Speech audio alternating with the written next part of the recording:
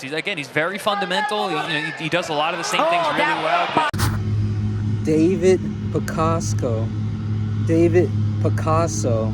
versus Naoya Inoue. Upcoming fight was announced from Turkey Al-Sheikh. That's where I heard it from, but I guess it was also news before that interview with the Ring magazine and Turkey Al-Sheikh, even though they're the same person or entity or whatever. David Picasso versus Naoya Inoue is, I think it's going to be a war, a battle. David looks like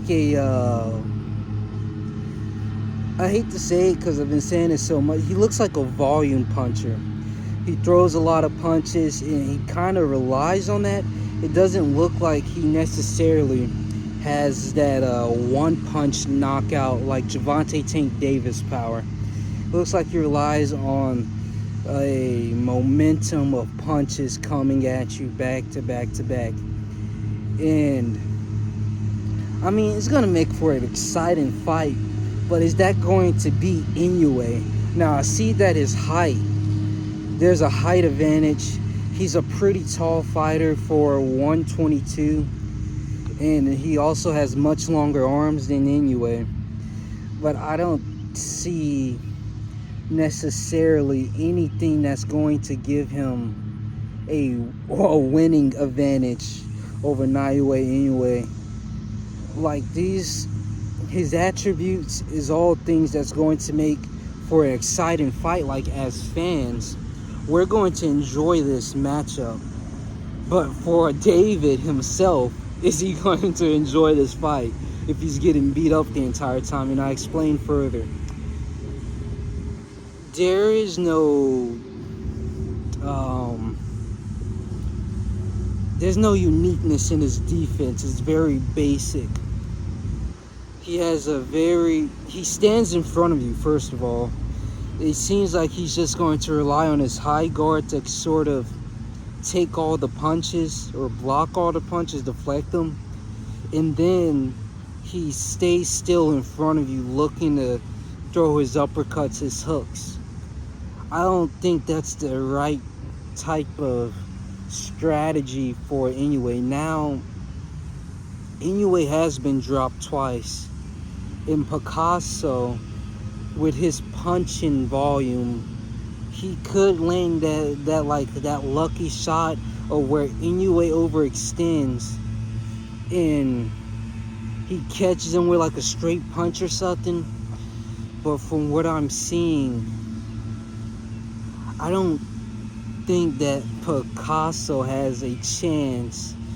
Now, one thing that's definitely in his favor is the extension on Inoue's punches. Inoue tends to throw his hooks like way out there, where he kind of just turns his head and pray to God he doesn't get hit. But that's not enough. Like, he's been dropped 2 times in that way. It's hot outside. He's been dropped 2 times in that way. And there's a chance with the height advantage of Picasso for him to catch Inoue trying to come in with some shots. But Inoue's much faster than David. So it's still a possibility. Then going back to David, his head movement is non-existent. I'm trying not to sneeze. His head movement is non-existent. I don't think that's going to serve him very well in this fight. His punches are kind of looping shots, roundabout. Even his jabs are roundabout. I don't think that's going to help him in his fight. His footwork, he kind of jumps when he punches, and that's the same for Inoue, but it doesn't look like his feet are ever flat. And that's problematic because it looks like the Japanese mats or grounds that they fight in, their rings, it looks like they're more slipperier. There's like, if that's a word, they're more slippy than the other rings or whatever they're called, the other mats. So that could be a problem. He might be slipping, sliding the entire fight. But on Inoue's side, obviously he's the A side. Obviously he has the technical advantage, the skill, the high IQ advantage, the level of opponents that he fought. He has that advantage. Obviously all of those things are in his favor. But Inoue overextends a lot. He has short arms. So he has to jump out and try to catch his opponent that way, which is problematic with a taller fighter, especially a taller fighter that likes to throw a lot of punches, because that makes it easier for Inoue to get caught up in this battle, because this is going to be a brawl. This is going to be a war. I know that Inoue is going to come with aggression, and the way that David Picasso comes, he wants war. Going back to Inoue,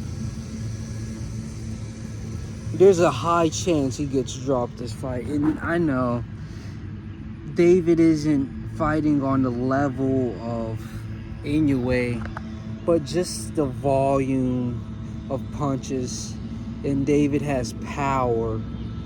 And this is Inoue's third, fourth weight class. There's just that possibility of him getting dropped. But I don't think he's ever going to lose this fight. Excuse me. But anyways, we'll see.